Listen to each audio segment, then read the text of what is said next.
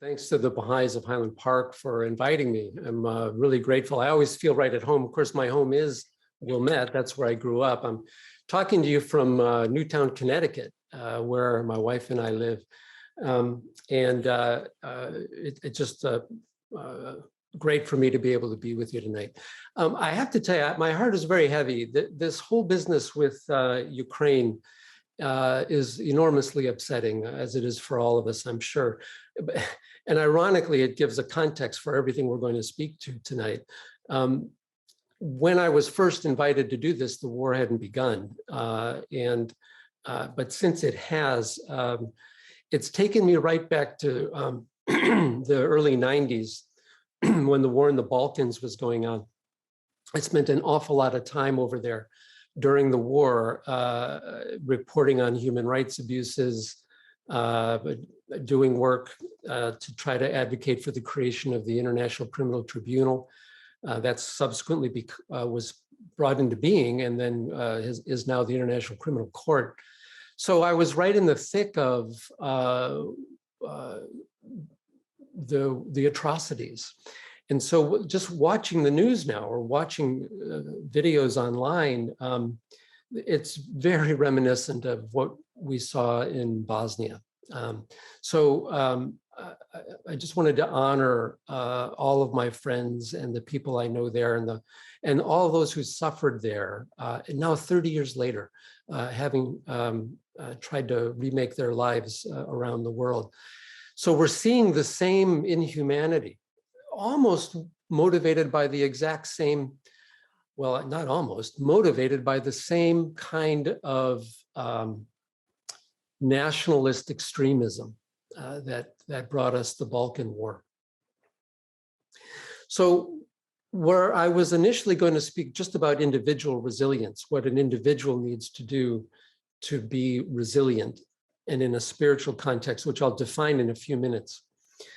We really have to put this in a larger context too about global resilience. What does the world need, or where is the world headed?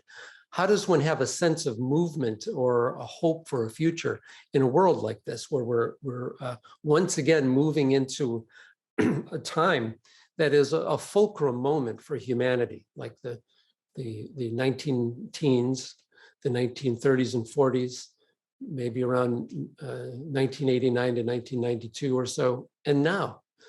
So these are critical junctures in history where huge decisions need to be made about the future of humanity.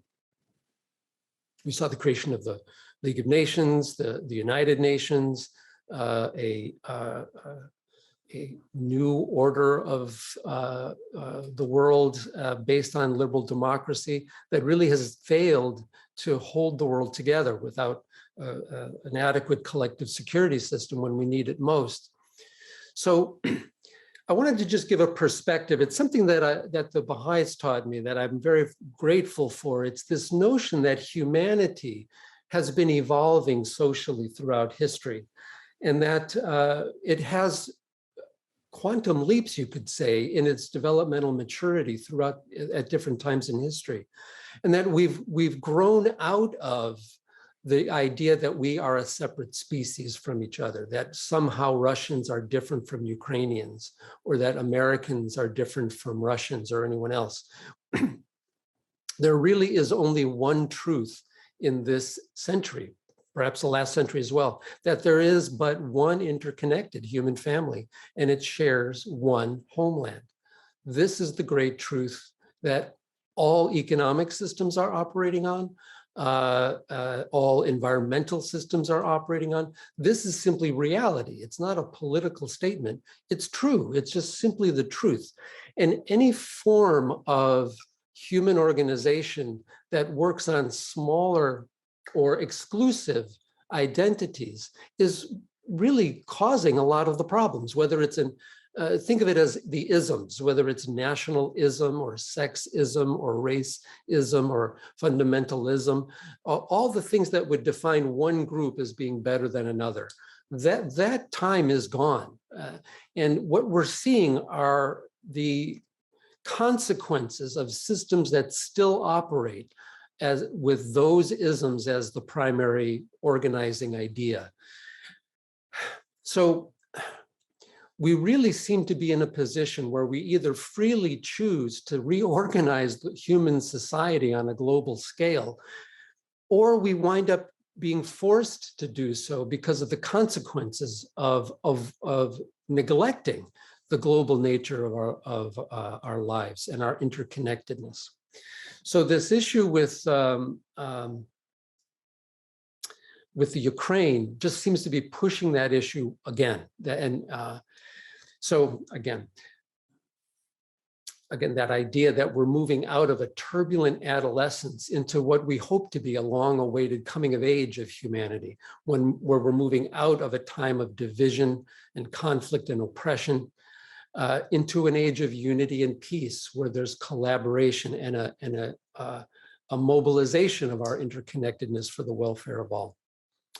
So that context, I think, is helpful when we look at the time we're in, that it gives a sense of that past this calamitous time, there is a goal towards which we need to be working. And actually, we should be working on it right now. So that's an overarching concept I wanted to just provide as we begin to talk about resilience. You can't talk about resilience unless you talk about what you're resilient from, or what the resilience is in reaction to or in response to. And that's human suffering, the nature of human suffering. And as a psychiatrist, I want to talk a little bit about what happens to an individual, what happens to all of us when we suffer. And there are two general pathways I want to talk about very briefly. This is sort of a 30,000-foot view of the nature of suffering, and you'll forgive me for abbreviating. But the first path is our instinctual path, the thing that we were programmed to respond with when we're faced with a threat to our individual life. We have a fight or flight response that kicks in whenever we are personally, physically threatened. Let's say I step into the street and I'm not looking and a car's coming at me, and I look up and suddenly see the car. My body is instantly flooded from a place in the brain called the locus ceruleus. It floods the nervous system with something called norepinephrine or adrenaline. And that adrenaline, again, a complex story made simple, takes over the body. It's kind of like when a fire alarm goes off in the high school and you have to put your pen down, stand up in single file and walk out of the building for your safety. In a similar way, the body has a fire alarm, and it's the fight or flight response where that adrenaline goes off when there's a threat. It takes over the body. It takes command of all the body functions, and it makes the heart beat fast so that there's enough blood to the muscles so you can either run, you fight or flight. So you can either run, flight, or fight. And have the energy to do it, right? So the heart is pounding, the blood vessels open up in the muscles, the eyes open up, your breathing gets fast, all of that so you can get out of the way or fight the threat. All of that's pre-programmed. It happens without even thinking about it. Yeah, I jump out of the way of that car before I even can think of the thought, a car's coming at me.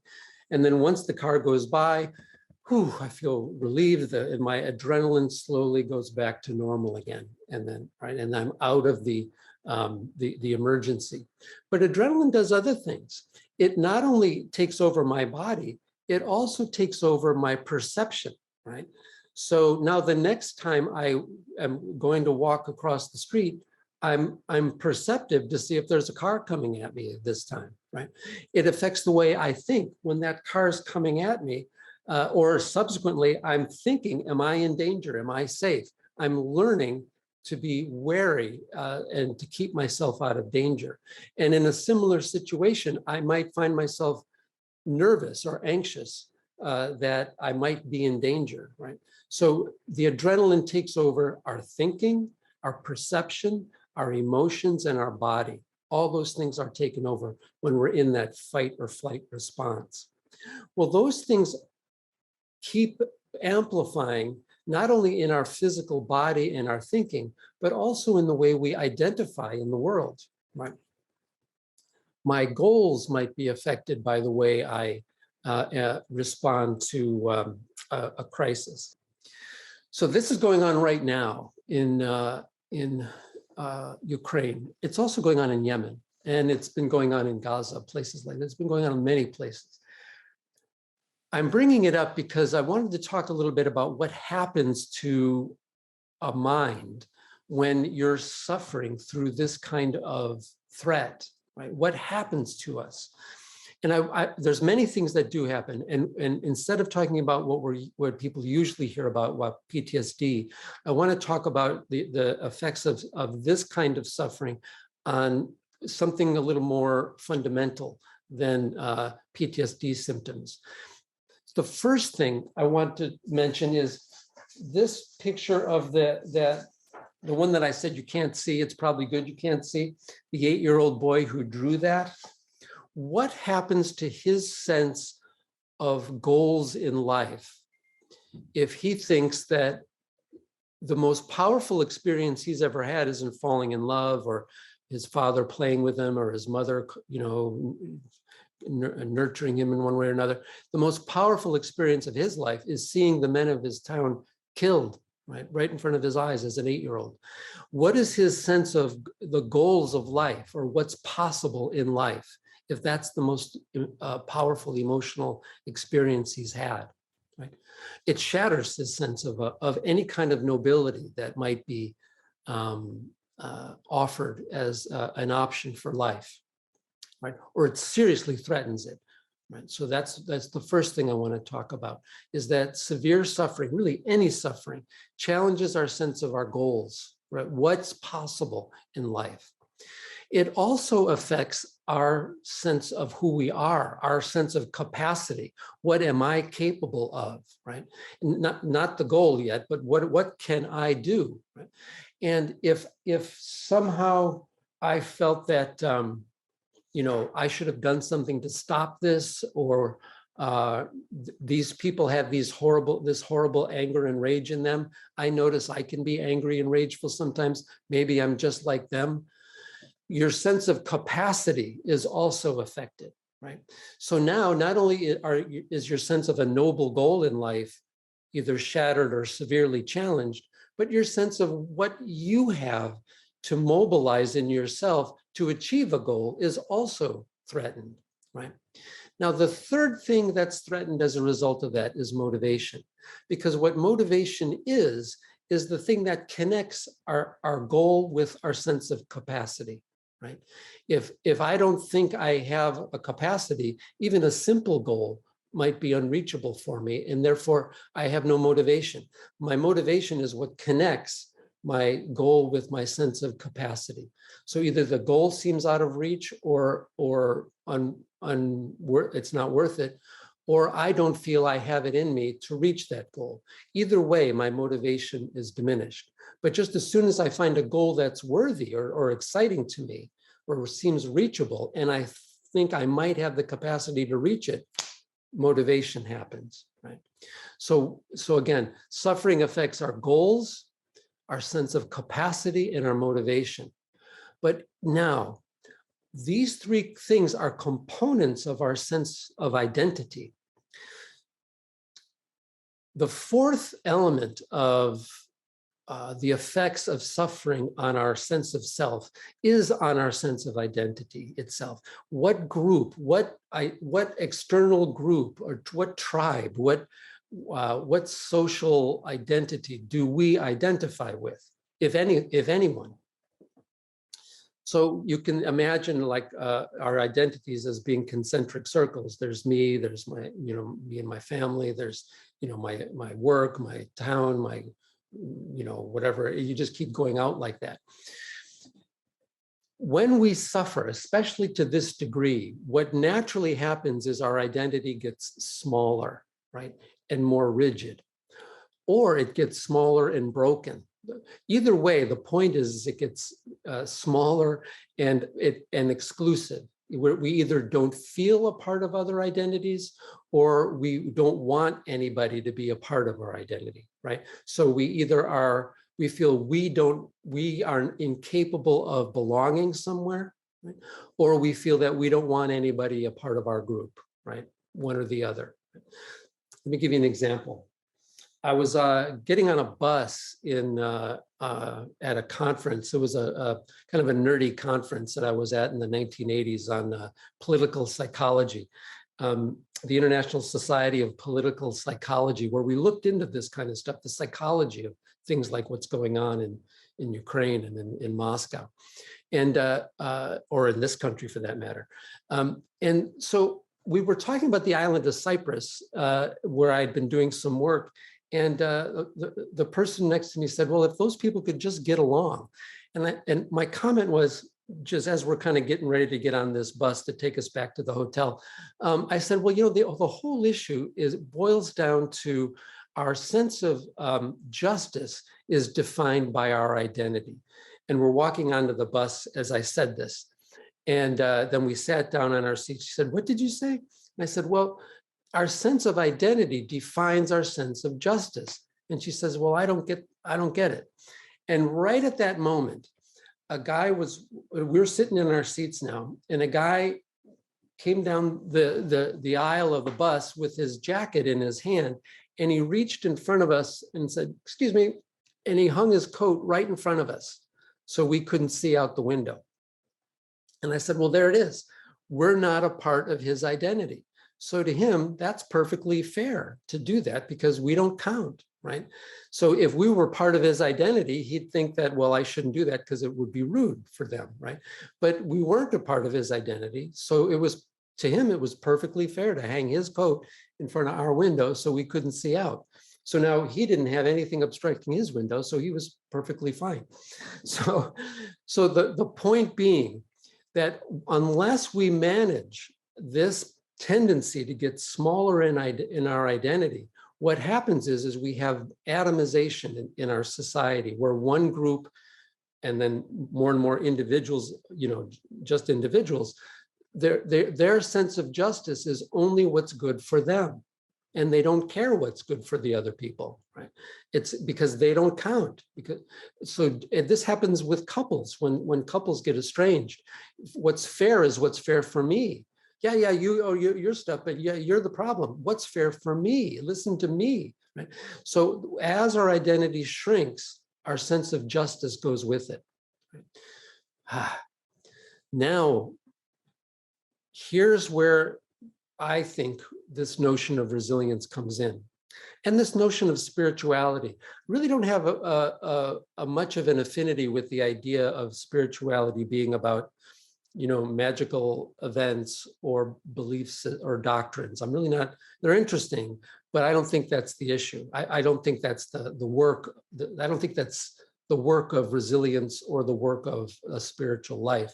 To me, what the work of a spiritual life is, or what the work of resilience is resisting that tendency to get smaller in the face of our suffering, resisting that tendency, or finding an alternate, a worthy goal when everything inside you is screaming that humanity is completely depraved and there's nothing worth striving for, right? Having a goal that's worthy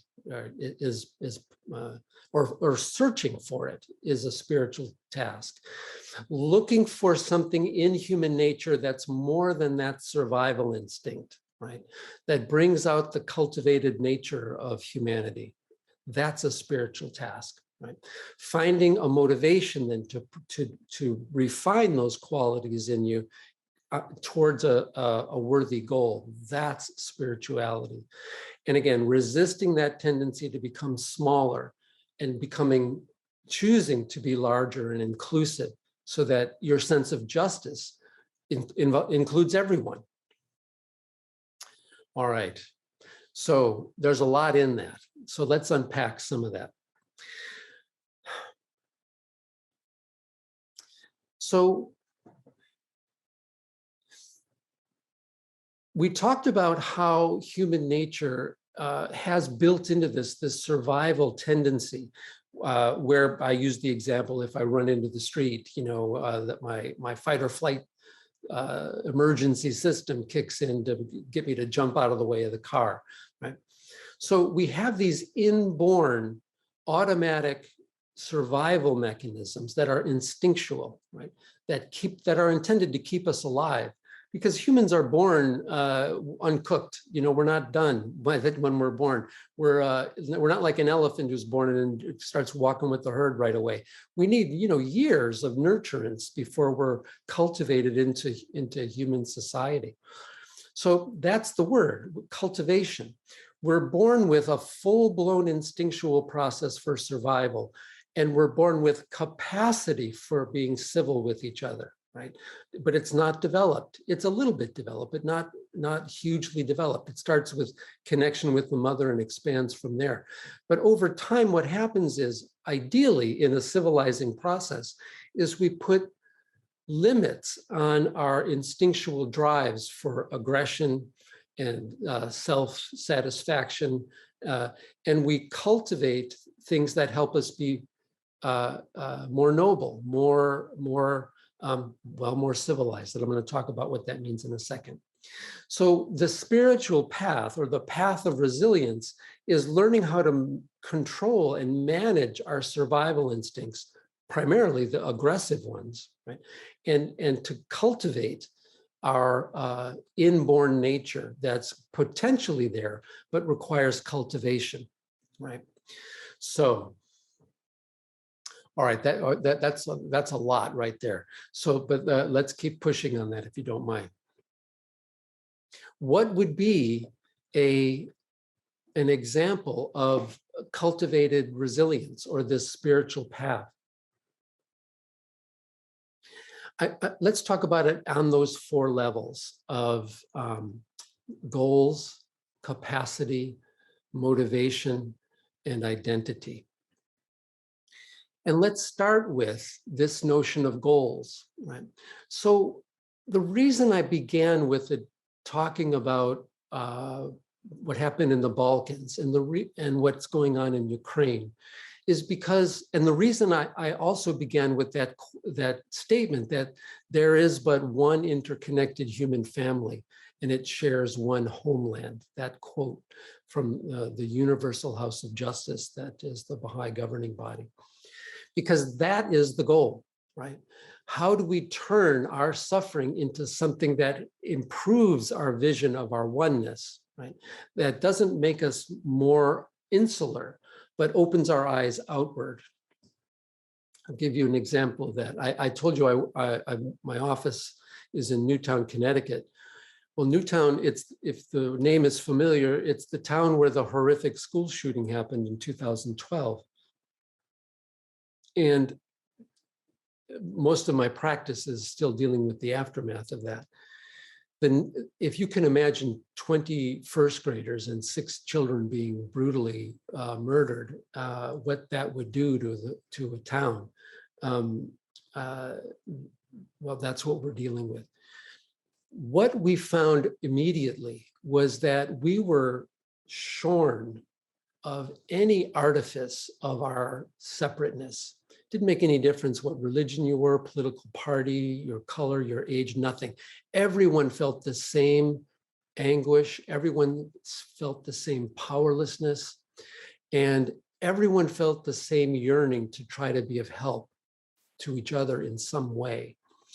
So in a profound way, you're seeing that right now in Poland with these shots of what's going on with the refugees crossing into Poland. They were just interviewing someone on the news today where this young woman said, well, these people have bigger, she was a refugee, but she was helping other refugees because she said they have bigger problems than I do. And the reporter said, it's amazing how this terrible tragedy brings out so much of the good in people. That's always the case, right?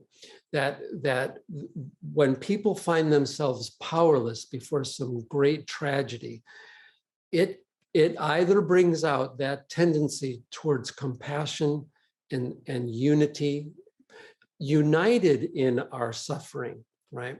Not reacting against it and becoming smaller and vengeful and resentful, but becoming compassionate and vulnerable and humble because of it.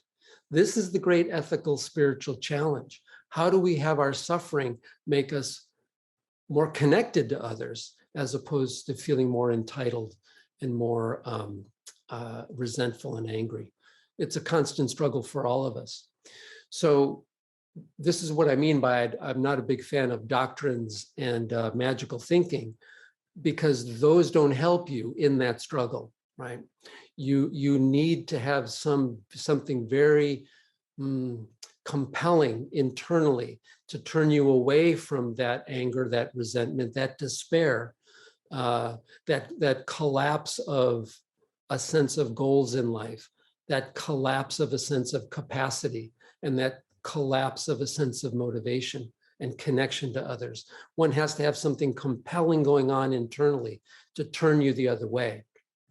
And if there is a role for religious faith or any kind of spiritual process, that's it, is what is it that can turn you from those natural instinctual tendencies to become smaller, resentful, despairing, and paralyzed, right? So, all right, and disconnected from others. So let's talk about what that engine might be. What can do that? Every religion talks about this. The crux, I think, of every religion is basically how to manage this dilemma, right? Buddhism even begins with this statement: life is suffering, right? That's the first dictum of the first of the four noble truths, right? Life is suffering. What do we do now, right? Well, then the rest of the fourfold, the four noble truths and the eightfold path. That's what it's about. How to then have a worthy life in the face of the suffering. So every religion basically deals with this notion, right? What seems to be common between spiritual paths and my profession, which is psychiatry, even Freudian psychiatry, is what happens when we're confronted with that level of suffering. And we find that all the ideals in the external world that organized our life are broken, right? Where do we go, right? Well,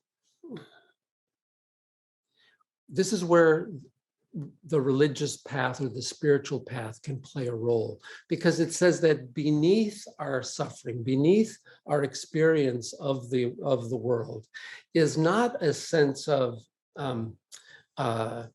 despair or brokenness or vengeance or horror or emptiness, but is compassion and mercy. Right. That's the entire Buddhist path is one of that. If one rests one's mind deeply enough, you'll find that beneath all of your worries and fears isn't the sense that you're a horrible person and that no one will love you or that you're not worthy. But what's below that is compassion, right? And in Christianity, the notion of forgiveness doesn't make any difference. What, of course, you shouldn't do bad things and hurt people. But the bottom line is that there is a forgiveness waiting for you, right? If there is a connection to the rest of the world and your place in it that is there for you. Same in Islam, that by through submission to something larger than ourselves, and in Islam it's to God, that there's this notion that there is mercy and compassion. The Quran begins, in the name of God, the merciful, the compassionate. It doesn't begin by saying in the name of God, the vengeful, he who's full of retribution. It begins in the name of God, the merciful, the compassionate. So it's this notion that beneath all the fear that's stirred by our suffering, beneath the anger that's stirred by our suffering, beneath the despair, beneath the sense of hopelessness or the lack of goal or a goal that's not worth pursuing or a sense of capacity that we feel we don't have, beneath all of that is a sense of an abiding mercy that is nurturing for us. right? And that we can draw strength from that. So it seems that the time we're in now, we're all being challenged at this level. I don't know anybody who isn't. How could you not be? If you're a sentient being, if you're watching what's going on in the world right now, you must be concerned, right? It's a horrible time in human history. And unless we're finding ways to cultivate those capacities within us, I think we're becoming more and more lost. We're more and more despairing and feeling less and less in control. So I actually want to give you some homework. I see we're coming up on some time. I think what I'll do is I'll start wrapping up because I think I've thrown out a lot, and I could go on like this for a long time. But I actually want to give you some homework. And it's trying to address these four things, right? This sense of capacity, the sense of goals, motivation, and connection. So what I'd like to ask you to do with your spouse, with your kids, with someone at work, with just the next person you have a conversation with, I want you to listen to that conversation on two levels. And especially if it's something they're animated about. Let's say tomorrow you're at work and somebody says, oh man, I was so worried about what I saw online yesterday. It really is upsetting me. Here's what I want you to do. I want you to listen to what they're saying, but on another level, I want you to be listening for those qualities, those civilized qualities in that person that makes them a noble person. Baha'is talk about this as the gems within us, that we all have these gems. And just like gems are, in the mountain, you might be standing on the mountainside, but not know that 10 feet below your feet, there's a vein of diamonds, right? So within each of us are these gems of inestimable value. Baha'u'llah talked about these qualities, these human virtues, you could say, that are latent within us, waiting to come out, waiting to be seen and valued. Well, what I want you to do is I want you to see and value those things in the next person you speak to and speak it. All right, here's what I want you to do. So let's say someone says tomorrow, oh, I was watching the news, I can't believe what's going on, it's so upsetting. I'll say whatever you want about the topic, but then say, that's one of the things that I like about you is that you're a compassionate person. You wouldn't say that unless you were compassionate and cared about other people.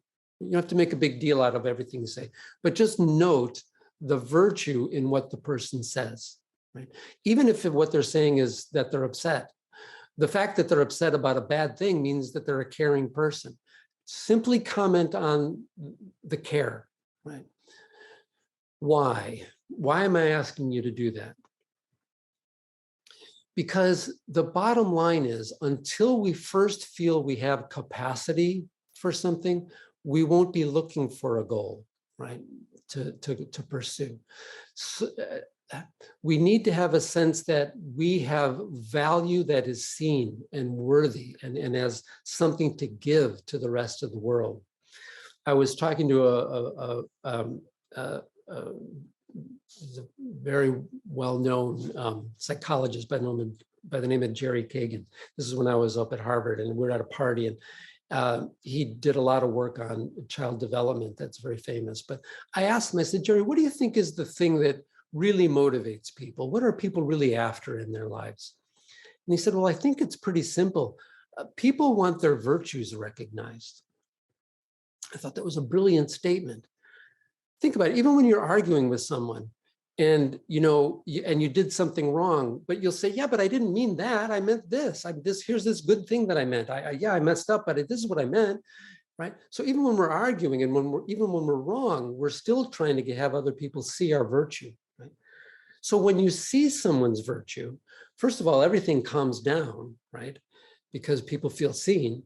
But the next thing is, now that person feels that a good part of them has been recognized, and now they feel they have worth to pursue a goal. Maybe that goal is fixing the problem with you or being closer to you. Now, what does doing that exercise do for you? You can't see a quality in someone else that you don't have in yourself. So if you talk about someone else's kindness or perception or patience or loving compassion or their perseverance, just commenting that you see it in someone else means that you're stirring it in yourself. Now what you've done is you've created a capacity for that relationship to exist on a deeper level, right? I promise you, this is like for teenagers, this is the way to make friends, right? Is to recognize the strength, well, for anybody, but for teens in particular who don't feel connected.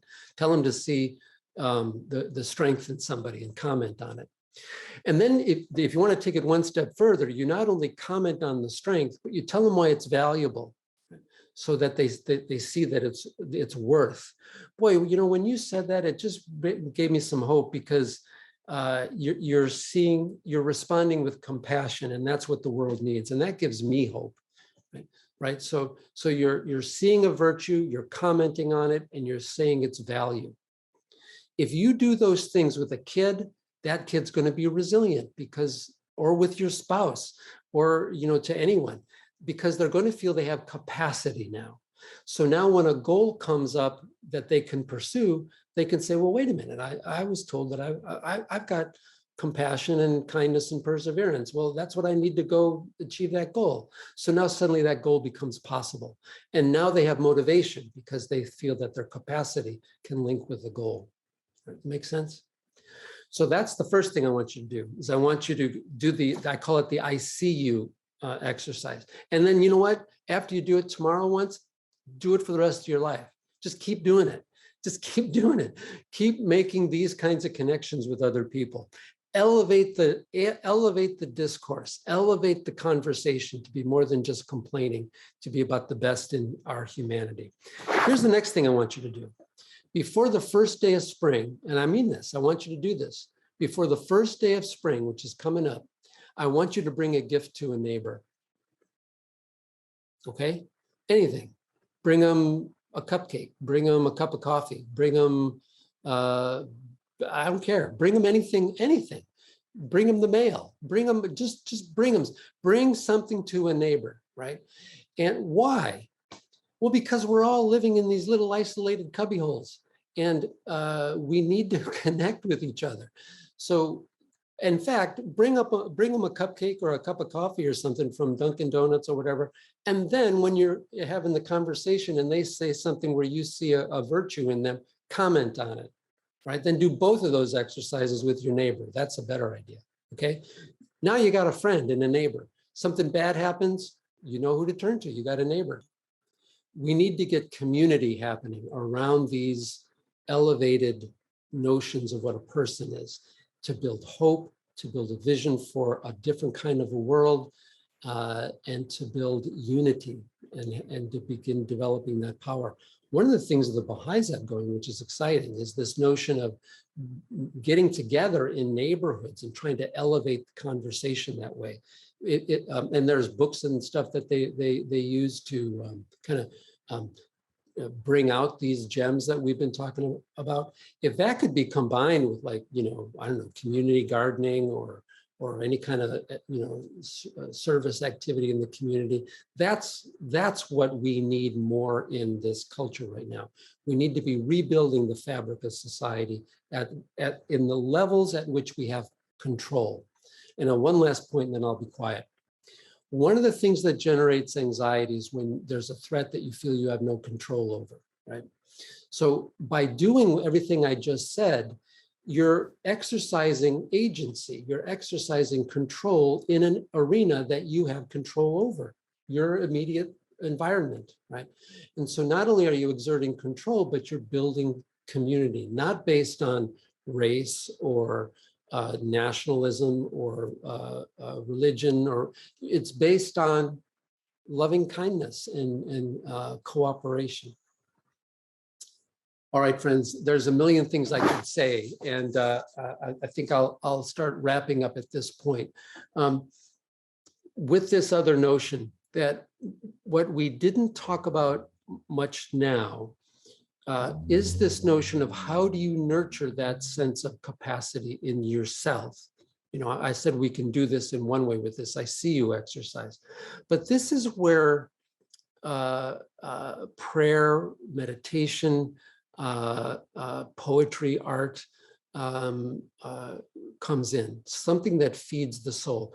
You know, Aeschylus, the Greek poet, said, we need to be engaged in this process to tame the savageness of man and make gentle the life of the world. We need to make more gentle as much of our lives as we possibly can for ourselves and for our kids.